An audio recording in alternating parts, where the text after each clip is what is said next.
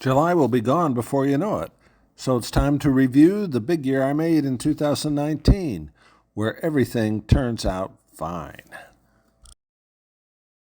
The first real birding I got to do in July was in Manitoba, where Gail and I had gone to see beluga whales. Here's an Arctic tern from there. The Arctic terns were nesting, and I found out their reputation was true. If you got close to their nest, they would come right at you and try to take your head off.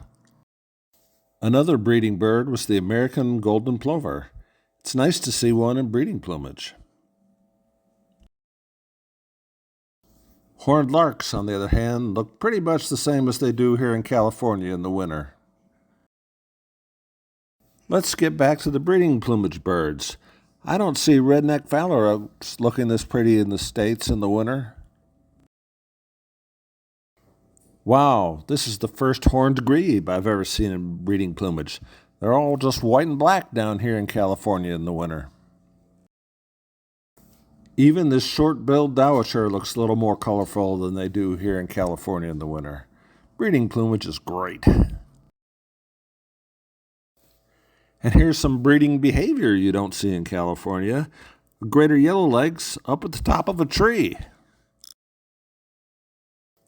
This Savannah sparrow isn't really pink. He just looked that way in the sunset. It would be fun to see one of these Arctic hares all white, but not going to see that in July. The tundra swans looked pretty much the same as they do here in California in the winter, but that's okay. They're still elegant. How's this for a sharp-looking guy? A long-tailed duck living up to his name. I can usually find a herring gull here in California, but there sure were more of them up there in Churchill. Not only are there more herring gulls there, but they're making more all the time, as you can tell by these little chicks. The semi-palmated plovers look the same as they do here in California. At least I couldn't tell any difference, but they're still cute. Here's the real reason for that trip to Churchill: beluga whales. The white ones are the adults, the gray ones are the youngsters. With a GoPro camera in my hand, I stuck my arm into the water and filmed these beluga whales. You could hear them on the recordings too. It was really fun.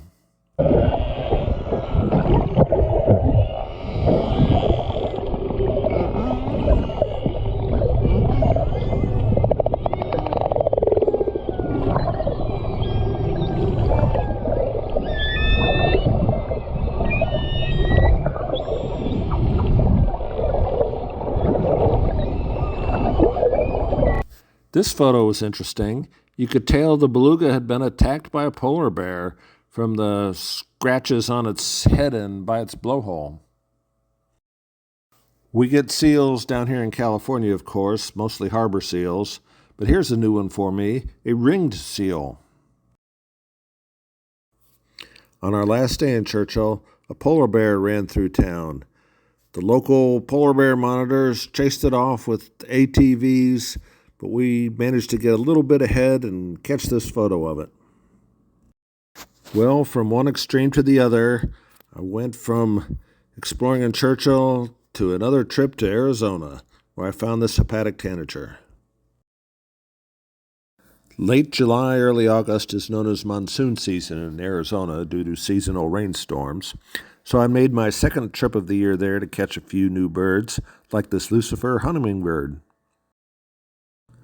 While I was watching that Lucifer hummingbird down Box Canyon in Arizona, I saw this Montezuma quail sneak behind me.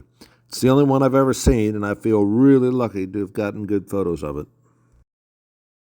A more typical desert bird is this cactus wren, which I found feeding its youngster. Another beautiful wren of that dry habitat is the canyon wren.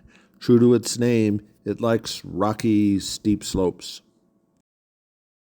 As long as we're exploring in the canyon, let's find a canyon towhee. They like that same kind of habitat.